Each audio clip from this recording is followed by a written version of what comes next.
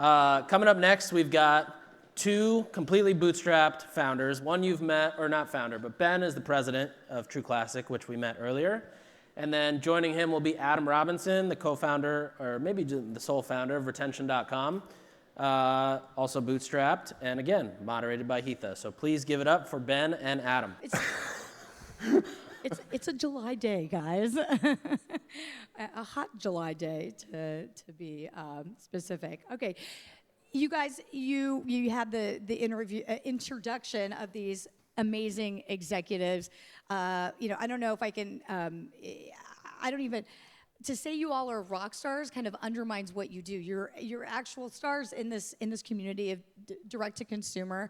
Ben, you started this T-shirt company, menswear company. We're going to talk about the revenues in a second. We talked about Retention.com for a while. We actually discussed Retention.com last year. But for people that don't know what you both do, why don't you deep dive? I can't believe anyone couldn't know what you guys do, but why don't you deep dive into it? Tell us what Retention does, and Ben, talk about your company. Cool, so I'll go first.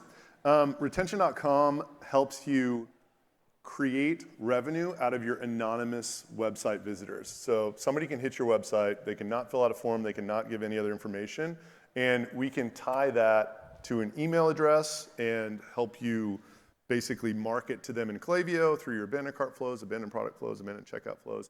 And we can basically, there's this new problem that Apple has created for all of us that people are kind of unaware of, where Meta and Klaviyo can only track people for 7 days on your website. So if somebody clicks through and then they come back on their own 8 days later, Meta can no longer serve them a retargeting ad. So we can lay down a cookie that lasts 6 months, which is incredible, helps conversion rates unbelievably well.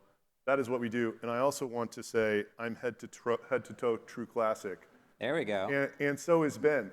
I like this. You guys look great. Ben, tell us about True Classic. I mean, you all are seeing it on stage, but tell us about True Classic. Yeah, so I won't repeat too much because I know I had an intro earlier, but at a super high level, for those of you who may have not been earlier, True Classic is a premium men's apparel brand. We sell it worldwide. Start with a T-shirt, but expanded from there to everything. Both Adam and I wear jeans, chinos, activewear, jackets, you name it, we do it or developing it as we speak. And I am the president and operate the company day to day. But not just shirts and jackets and chinos. They fit really well. Right. Really, really well. I was looking at the website, thinking about my husband. I'm like, wow, this stuff looks great. You did $150 million in revenue, as I last saw, as of March 2023. $50 million of that was from returning customers, and $100 million was through new customers. How did Retention.com help you with that?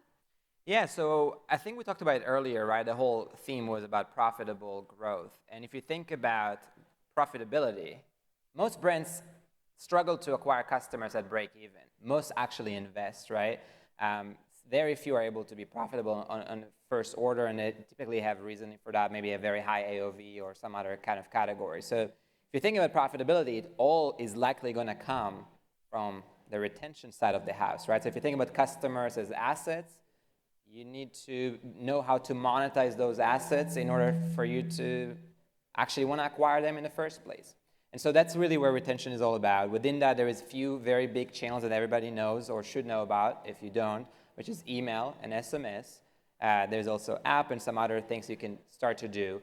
Within the world of email, retention, Adam hit actually on a very important point, which I think a lot of marketers potentially still miss out, which is, you may have all your pixels set up and you think, okay, I'm passing all my information to Klaviyo, but if you, and Klaviyo being the email service provider, but if Klaviyo is not able to, and same goes for Meta, same goes for Google, same goes for any tech platform out there, if they're not able to match that event to a known user that they can identify, it's as if that event never happened in the first place, right? So you can say like, hey, that person came to my site, they viewed the content, they added to cart, they never purchased. If nobody knows who that user is, even if you have your email of that user, right, you can't do anything about it. For example, fire your abandoned cart flow, which is lost money in the bank. So in short, really what Adam and the team are helping us do is help us with growing the list to begin with, because they have a lot of leads that may not be currently on our existing email list, and they're able to help us acquire them very affordably. And second is to make sure that we're capitalizing on the DR side of the house with the lower funnel events to match to their known users so we can do those flows most effectively and be able to maximize that signal on all things email. So obviously, SMS and email marketing is crucial to your business, but you are dealing with a $50 million marketing budget. What about the people out there that don't have a $50 million marketing budget? What other tactics did you use in order to build that type of revenue stream? Yeah, of course. So let me put it to you this way. We actually don't have a budget. We are a performance-based company, right? So our budget is, let's try to acquire as many customers as possible so long as we're breaking even on that acquisition. And so as we do better marketing, quote unquote, and be able to figure this out, we're able to spend more because essentially it's self-funding in nature. That being said, and putting that aside for a second, I mean, you need to start with like every own channel that you can own, right? So that's like your social media presence and making sure you create presence everywhere, start collecting followers and whatnot, including new ones like Threads, right? And then continuing to your email and SMS, which are your biggest assets, right? Those lists are what you're building and paying a lot of those hard-earned dollars for, because many customers will come to your site but may not complete the purchase right away. So how are you going to keep in touch with them? If every time you want to keep in touch with them, you need to pay Google or Meta or whatnot, it's going to get expensive. So do whatever you can to grow those lists and make sure you monetize them. You can do things like launching an app. We have an app with Topcart, and that helps you, again, create like a channel that you own. And within those, essentially try to make sure you maximize the opportunities you have. Are you segmenting those lists as appropriately as possible? Are you personalizing and customizing the messages when you do to really maximize the opportunity with each? Are you firing all the flows that, welcome flow, abandoned cart, abandoned checkout, abandoned browse, right? Sunsets, like whatever, all the flows that you can think about to really maximize that. And that is where you're going to find a lot of success outside of paid, and paid is going to actually also work better if you have your email and SMS strategy kind of like in place, because now you're again able to monetize them better. And in many cases, people look at email even as a retention play, but it's also an acquisition play, right? We talked about the welcome flow, which is, I'm sure in this audience, the largest flow for pretty much every brand out there in terms of revenue generating. It's all acquisition, right? So if you have a really solid welcome flow, you can also acquire customers more effectively and lower your CAC. So SMS and email is obviously effective for you, and there are other different tactics, but what hinders e-commerce when it comes to marketing? I mean, what have you seen? You've been doing this for a while now. What are some of the challenges and sort of roadblocks that you had encountered initially when you were coming up with your strategy? Yeah, I mean, I think that there is a handful of things. First, it depends on your life stage. If you're early on, you need to break through, right? You got to create presence somehow. You need to make sure that you are, like what you mentioned, like we bootstrapped this brand, and the 3 founders have converted like $3,000 or so of cash, and basically started this flywheel, right? Of let's run some ads, make some cash, sell the product, go buy more product. Go spend some more on ads, sell more products, get the cash, put it back. And literally ramping it up as we speak in a very sustainable, kind of profitable way. And depending on your life stage, you might have different types of challenges. So for example, for us, one of the big benefits we have as a brand is we have a very large TAM, right? We're selling to all guys, and then we also have a very significant portion of our customer base that are females actually buying for the men in their lives. And so we're lucky because we can go out there and if you will, spray and pray on Meta, and it works, right? But if you are, let's say, a niche marketer, you might find a harder time if you don't have enough volume and the signal isn't there, where it might get cost prohibitive for you to be able to spend. So if that's the case, what else can you do to get out there affordably? Can you find partnerships with influencers or affiliates to work on variable fee models where they take some of that risk, and you know that the unit economics still makes sense, so maybe you invest into that until you get enough volume, and then you can start running a lot more of your own ads, right? But always try to think about it from a cash efficiency standpoint. It would seem like a Herculean effort to try and completely change copy and the way that you are targeting men, for example, coming to your site, buying shirts and pants, versus women like me trying to shop for their husbands, right? There's a lot of different copy. There's I'm assuming images, the whole vibe would be different. How has retention.com helped you with that? Yeah, so I mean, to your point, what you really need to understand in a nutshell is like, who is your customer? What are they like, even demographically speaking, but more importantly, like what might motivate them, right, to buy from you, or what might prevent them from doing so. Really getting deep into that consumer psychology aspect of that customer. And then what you describe is you need to create a lot of diversity in the marketing assets you produce so that it can speak to different people. So we have some, UGC content, user-generated content, right, that is female-based, that really shows the female buying for her husband and how she feels so great about how her husband now feels so great about themselves, right? And it's all about her, not him, but it's her emotional experience through his emotional experience, and she gets the joy from how confident her husband now feels wearing True Classic and looking good and feeling good, right? So we really need to hit those points because that's what's going to make her wanting to buy it for either her husband or boyfriend or dad. When it comes to retention, what it helps us the most is with two parts of, I think there is probably 4 parts to email SMS. There is the list growth, there is segmentation, there is the signal part which we talked about, and then there is personalization. Where retention really helps is with growing the list and making sure that you're maximizing that signal we talked about. Because those events, if you don't capture them and effectively match them to your known users, it's as if they never happened at all.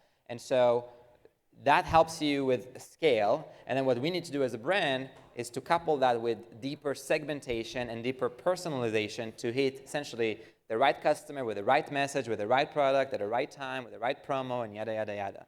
And so that's kind of like where they play in that 4-step process. And Adam, how nimble is retention.com when it comes to stuff like that? If there was, a quick sort of pivot to try to acquire a different segment of people that might be interested in purchasing this specific product or different products, is retention.com very nimble when it comes to that kind of stuff?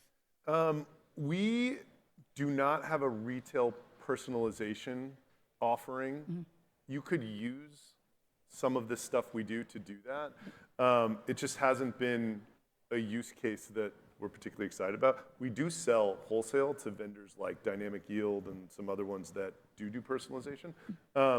But it's not a problem that we have tackled as of yet. Okay. I think that we probably should. I mean, it's an issue for everybody. But the UGC, especially when you're trying to market to a different group of people, is so crucial. I don't know where Jason is, but if you get to, if you find Jason out there, he does this incredible app that deals with UGC content generation. Anyway, talk later. But your company is doing so well. But at one point you were, you were a startup, right? What are some of the tactics that you can tell people to do now? And I said this in the last chat that we were having up here, for smaller companies that may not have gigantic marketing budgets, but they want to kind of see the success, or at least try to scrape some of the success that you've had with your product and using retention.com. Yeah, I mean, I think there's kind of go back to the brilliant basics as a brand and ask yourself, what are we call it True Classic, the needle movers. What are the few things you can do that actually change the game, right? And if you think about it from a full marketing view, starting with what can you do to get people to your site, what can you do to convert those people as best as possible on your site, and then what can you do post that conversion to retain those people, bring them back, make sure they come learn about whatever latest you dropped, etc. Right? So and if you think about it in this 3-stage process, even within that there is more focus, right? So on getting people to your site, I still think that Meta is perhaps the single most scalable and channel out there, right? To try and get going. Right? Maybe you don't start with all the channels, but you start with just let's figure out Facebook and Instagram. And let's get people organically on there, see what resonates, and then let's just start small. Boost some of those posts, work with some influencers, see if I can get people to the site in a way that's efficient, right? On the site, I can't stress enough the importance of CRO. We recoined it to DXO, Digital Experience Optimization. Are you optimizing your landing pages? Are you optimizing your PDPs? Are you optimizing your cart, your checkout, upsell, cross-sell, post-purchase upsell? There's so much you can do on your site to make it work better. And you can't, going back to the assets, it's one of those assets you have as a company.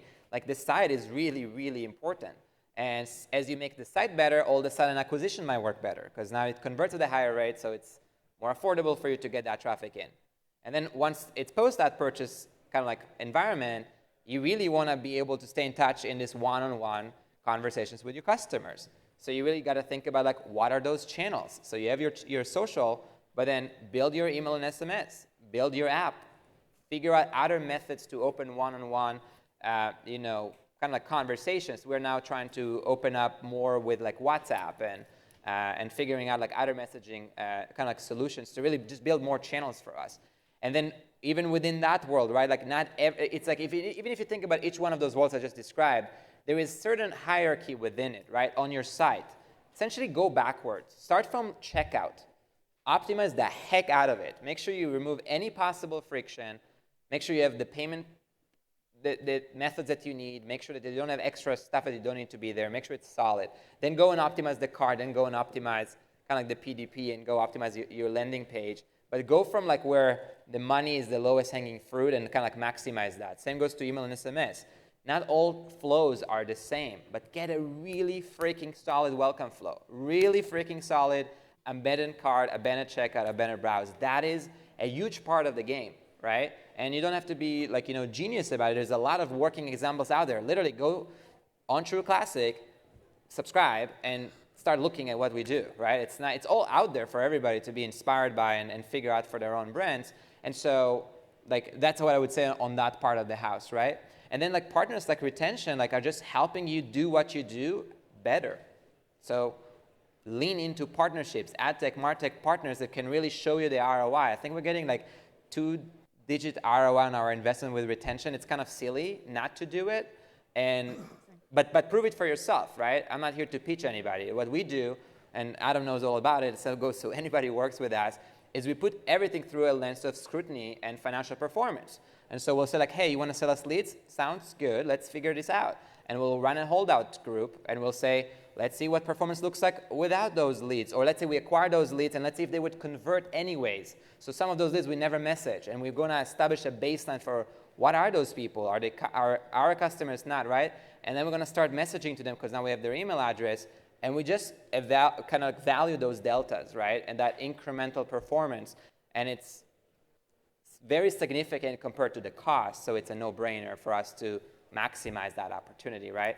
And that's how we go pretty much about any partnership. And I want to bring up one other thing before we end this conversation. I mean, how important is it? I think we all know this, but making sure you have a clean email list and an SMS, number list, text list. Talk about the maintenance on that, just from your standpoint, and then from a standpoint of a company that's just starting out.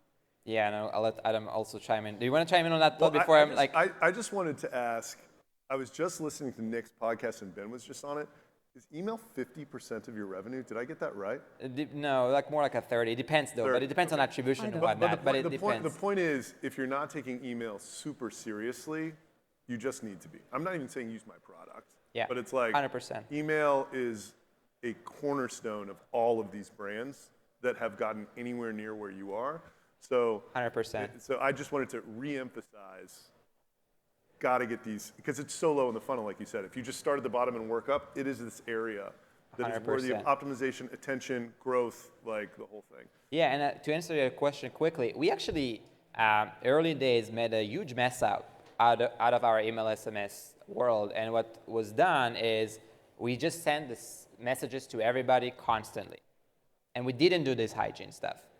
Because the idea back then was, hey, let's just message everybody.